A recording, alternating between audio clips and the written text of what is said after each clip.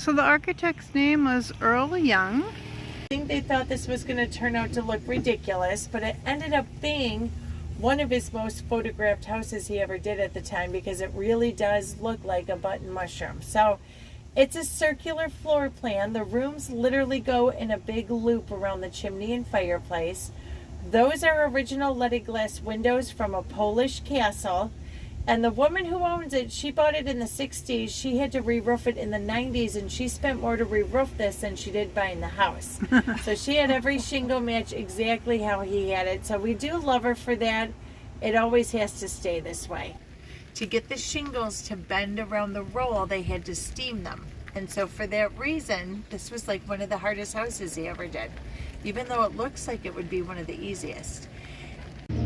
Probably one of his nicest entryways is on this house. It's got curved stairs, curved banister. There's a little alcove built in back there.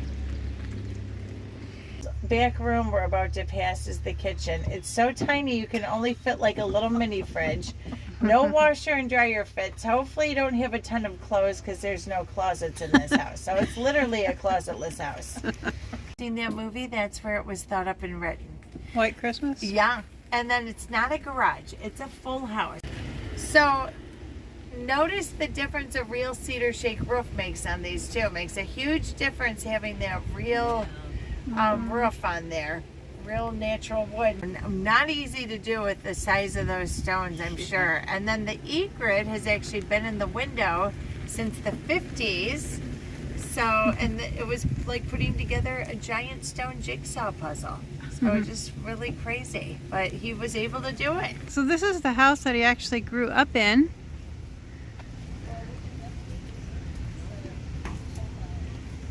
That's his childhood house. And across the street, this is his wife's house. So they were childhood friends. It's a museum, but they're closed right now. This is so nice.